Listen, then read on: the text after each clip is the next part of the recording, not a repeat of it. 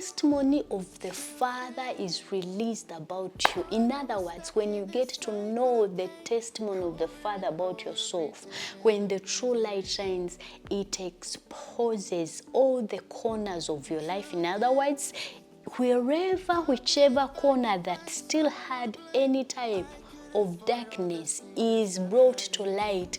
In other words, it frees you. That true light, it frees you from, first of all, your own self.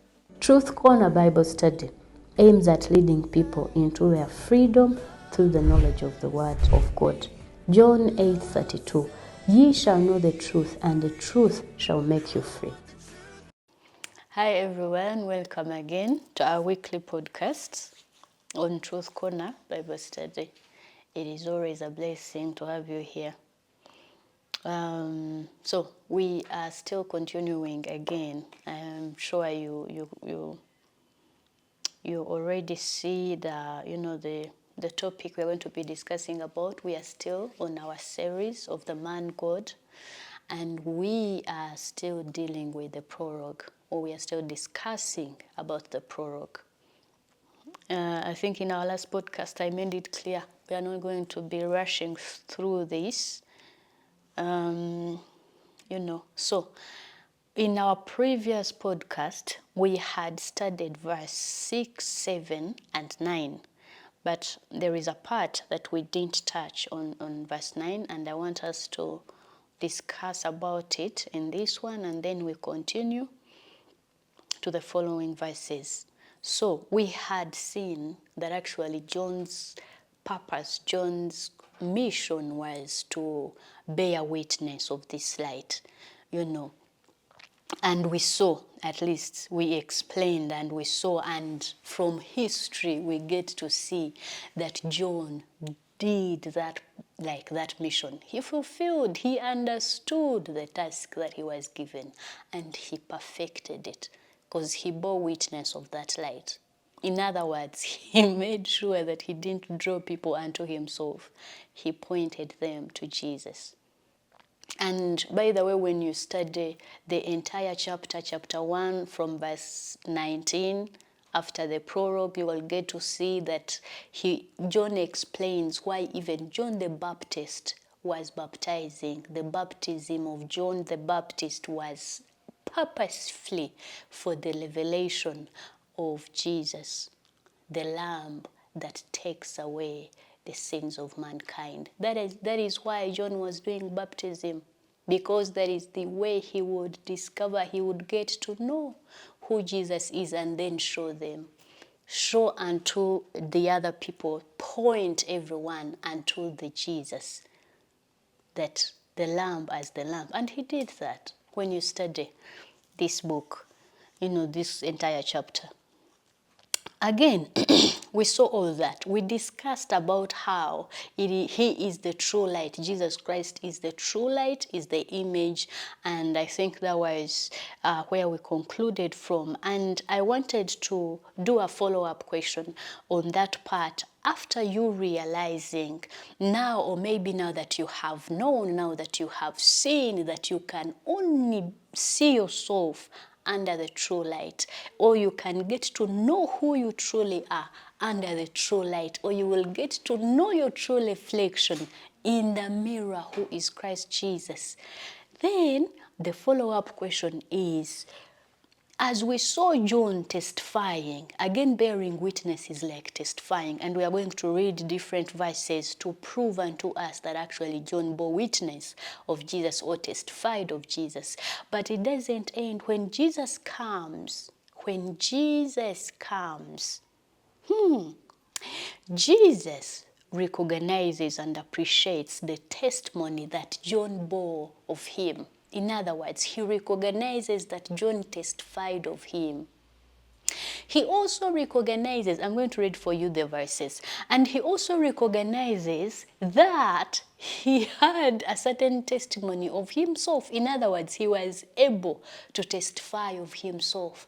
But Jesus says, of all those testimonies, I don't base on any of them. There is one who testifies about me, and it is that one's testimony that I actually rely or base on or carry as my foundation. So my question is, who should testify of you?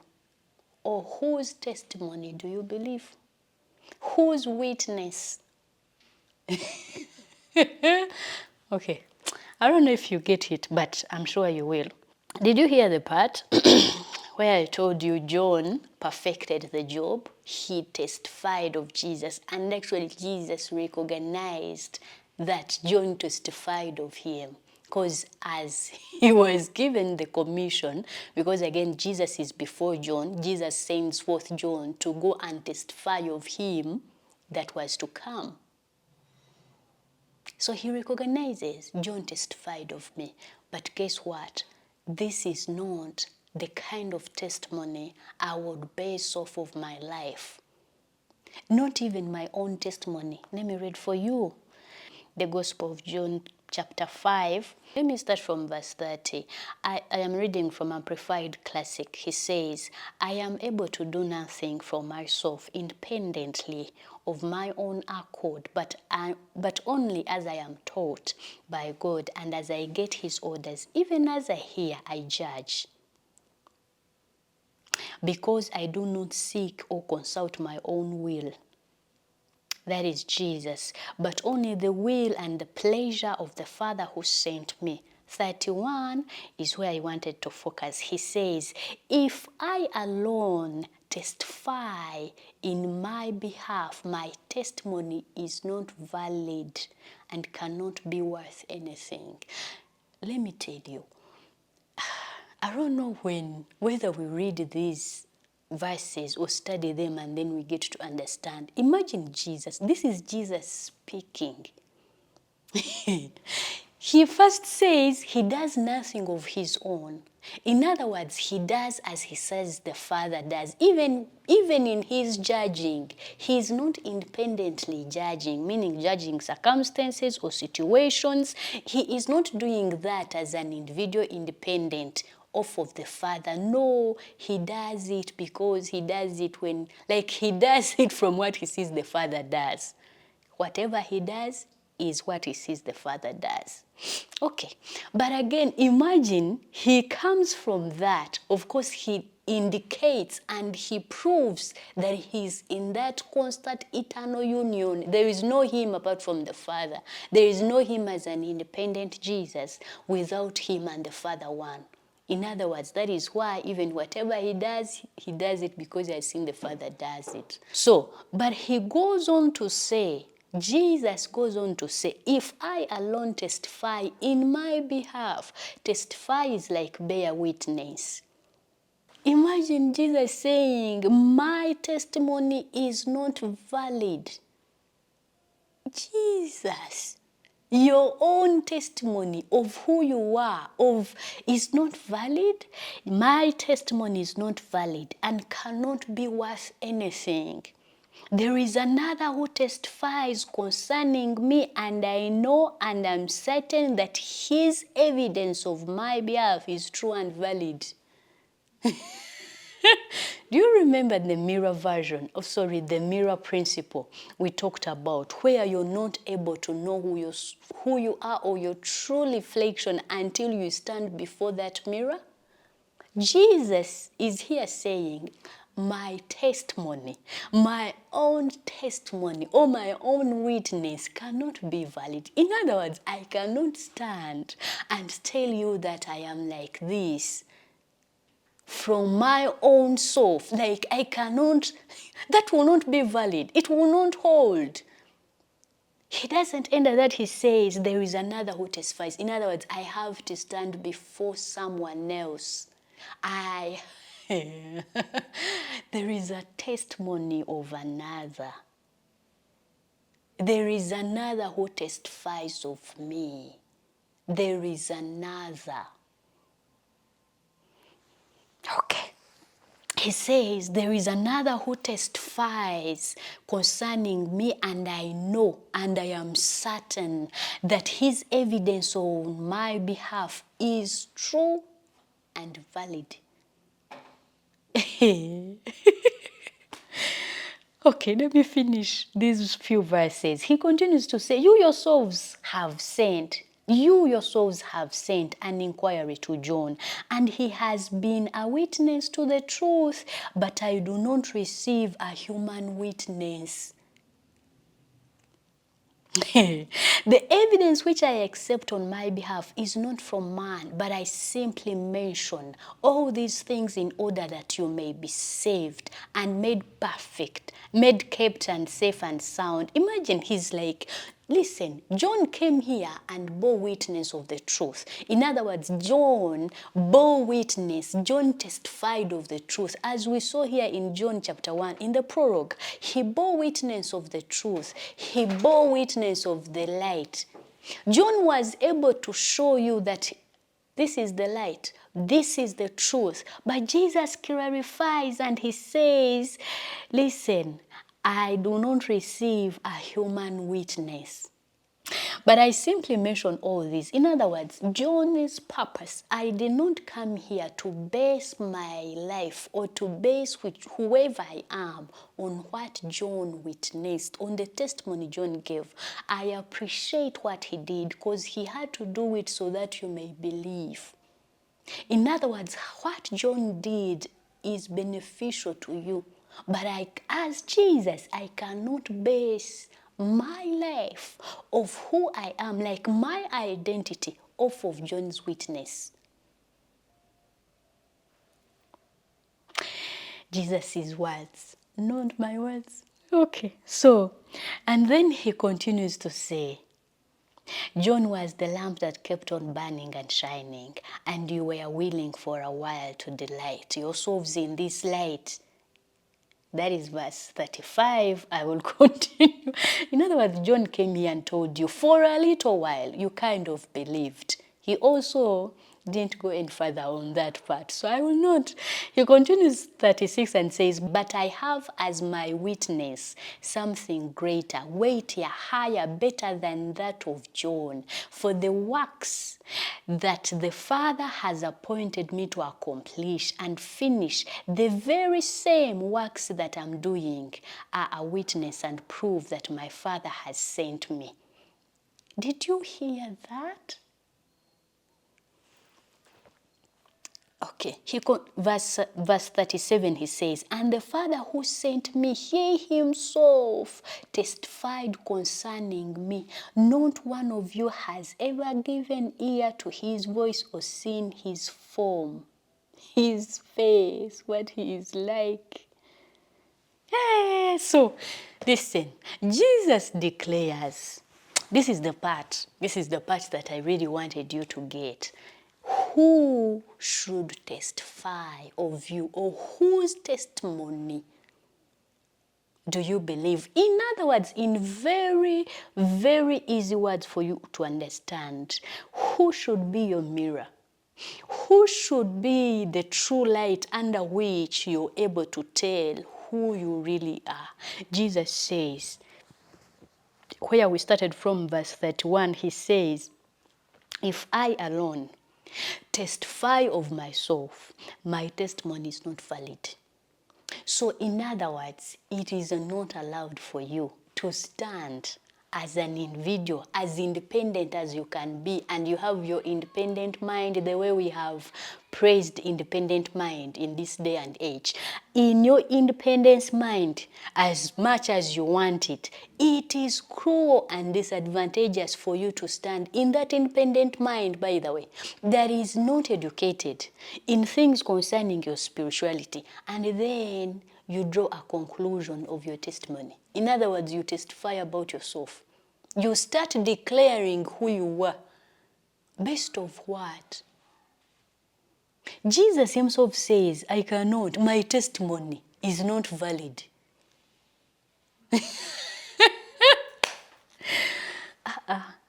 Oh my God, this. I was like, Jesus, his own testimony cannot be valid. Is not worth anything. And then he continues to say, okay, wait, I think, don't also confuse me. Don't even get confused. You might think, okay, it is the testimony of John that would maybe do for do him justice. He's like, okay, John bore witness, but still I cannot base my life off of the man, okay, off of the testimony of a man. Because again, him the word is speaking. He's like, no, also the testimony, the witness of this man was for your own good that you believe. Like, I cannot also base off my life. I cannot have this testimony of John as my foundation, as my as the basis for my identity. But again, he goes on to say there is a testimony of another that I believe, I'm convinced it is the true testimony of who I am. And that is the testimony that the Father gives. So Jesus leaves the place of his testifier to one person, the Father. So I will ask you again, who? Whose witness do you believe? Whose testimony do you believe? Whose testimony have you based off your life for all these years? Whose testimony have become a foundation of your life today because your grandfather said this? So you have carried your life to be that. You have never seen yourself outside of that image of what your father said you are. Because your aunties, because your pastor said this. Who? If Jesus declares that he himself, he cannot testify of himself unless the Father says this about me, you give someone else, whoever is there.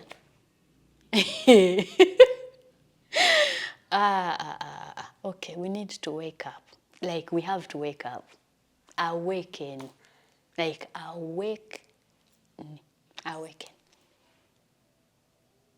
There is one who should testify about you. There is one whose testimony that is true about yourself, and that is the true light. Like I told you, it is only in that true light that you will get the right and the true testimony of who you are. Oh, my Jesus. Ah.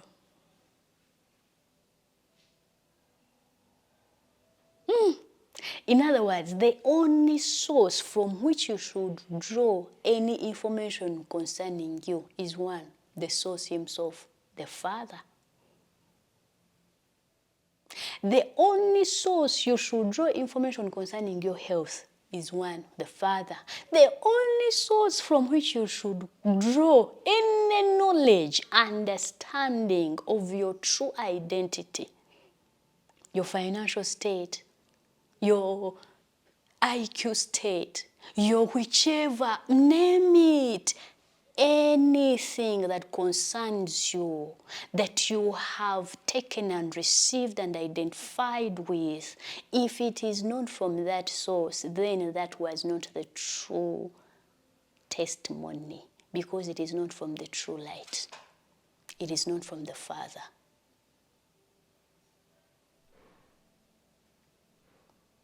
It is not. I know there are some things that we share, and maybe in your head you're waiting for the big someone, for the great man of God to be the one to say it. And maybe that is when you will hear it and receive it as truth. But you know you're wasting your own time. You understand.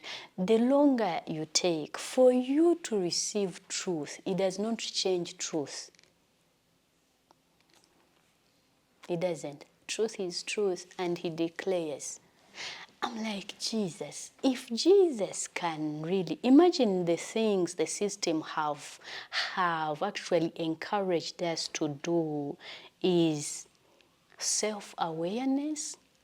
Self-awareness is not bad, but what do you base on to know yourself, like to be aware of yourself? So you get to know who you are. Let me tell you.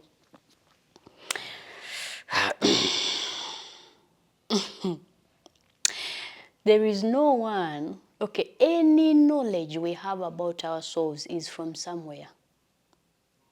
You get to know that you belong in this family because your parents told you we are from this lineage, we are from this tribe. So any knowledge concern, okay, you get to know that your family owns this because of course someone told you. You get to know anything. Is it education? Someone told you. So in other words, any information, knowledge you possess about who you are, it is from a certain source. My question is that source the true source? Is it the true light?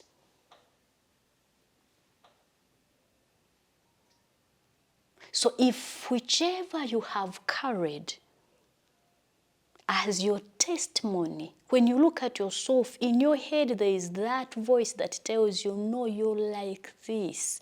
If that voice, if the source of that voice, or if the source of that image that is in your mind, in your conscious, that keeps telling you you're like this, you can go this far, you can only do this, you can do that because of A, B, C, D. If that is not from the true light, if that is not from the Father, in other words, that is not a true source from which you should draw your testimony from.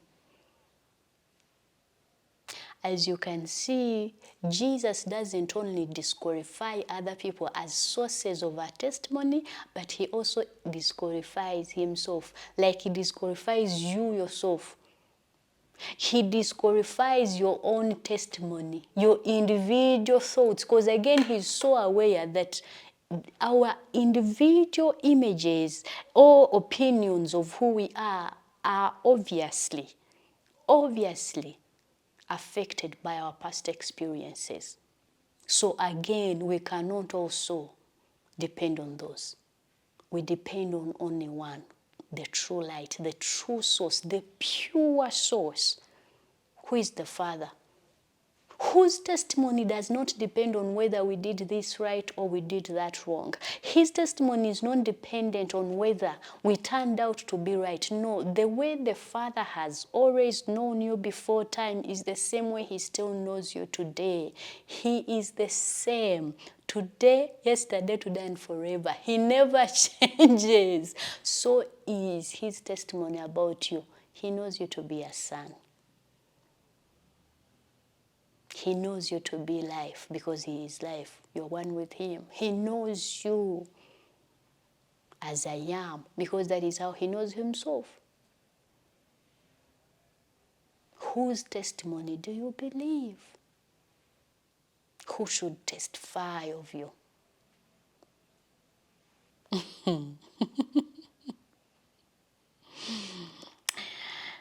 It is only when you see yourself in your true glory as the Father sees you that you begin to start experiencing that life. I know you might not have understood that, so I'll say it again. Sometimes you'll be like, okay, you're saying these things, but I don't see them happening. Or I have, let me not go that way. But you may be wondering, okay, if I believe these things, are they really true? You cannot again tell until you start believing, because your experience will always depend on what you believe, on what you commune with, on what you engage in your mind, on what you meditate about.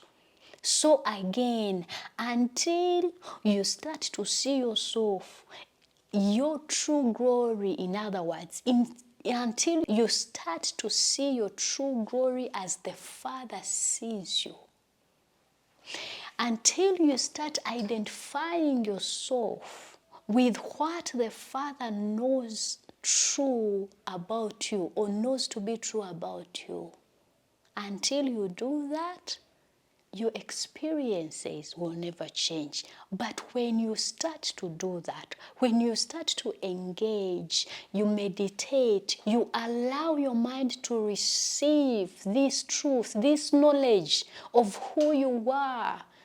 You know, you get to know yourself as the Father knows you. You receive that.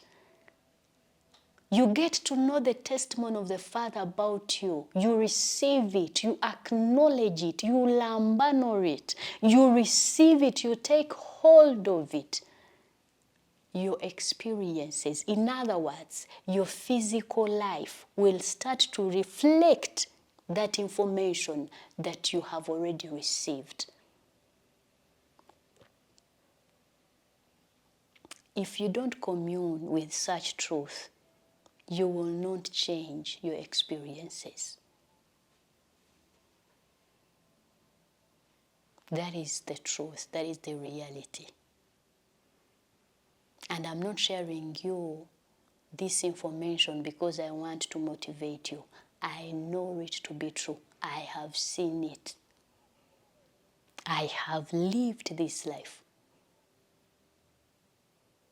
It is until you allow your mind, in other words, you shift from the knowledge you had about yourself, because it is there, like I told you, you have experiences that have taught you. You have family members that keep reminding you, no, in this family, this is what happens. We get sick, we have this chronic disease, we do this. In this nation, things are like this. In this continent, you have more than 1,000 things to remind you, to give you information that is contrary, that is opposite, that is different from the true testimony of the Father. You have it. And as long as you keep opening your heart unto that information, guess what you're doing? That is you saying no to the testimony of the Father. But Jesus made a very sound decision. He said no. Even myself, I will not base, I will not depend, I will not have my own testimony to be a foundation of what I'm doing. No, I will not even depend on John's testimony. I have one greater, mightier, better testimony, one who testifies about me, the Father. And that is what I'll take to be the true testimony. Valid for me. It doesn't have to be valid for everyone.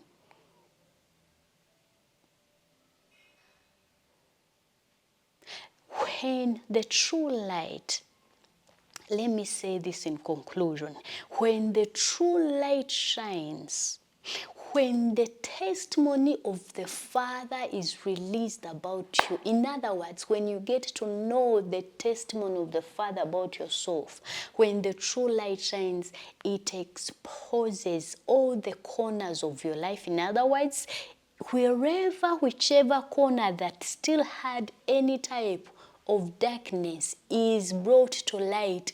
In other words, it frees you. That true light, it frees you from, first of all, your own self. Sometimes we think the enemies, or maybe what are what we call challenges, are other people, are enemies, are these, are externals, and we don't start with ourselves. Why do you think Jesus starts by himself saying, I cannot even depend on my own testimony, because I have to overcome me first? You understand? I have to. The testimony of the Father frees you from yourself, first of all. It frees you from yourself, whichever you might still think of who you are. Me, I am like this. Me, I am like that. So I can't do this, I can't do that. Or I can do this, I can do. No, it frees you, because again, even Paul says we are no longer of our own. So if you're not of your own, whose are you? Him, the Father. So why don't you let him testify about you? Why don't you let him tell you who you are? Because you're no longer of your own. It is no longer I that lives. It is him that lives in me. Let him that lives in you tell you who he is, tell you who you are. So again, the testimony of the Father frees you from you. before it frees you from any other. So it is after you're free from you that you can also be able to overcome the Jones around you, the testimonies of the Jones around you. Jesus is like, no, I will not consider my own testimony, but I will also not consider of the Jones testimony. I have one. Can you come to that conclusion? My prayer for you again is get to know Jesus.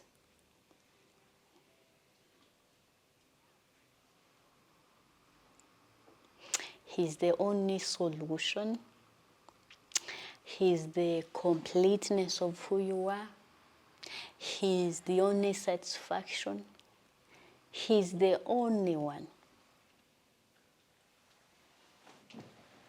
The man, Christ Jesus.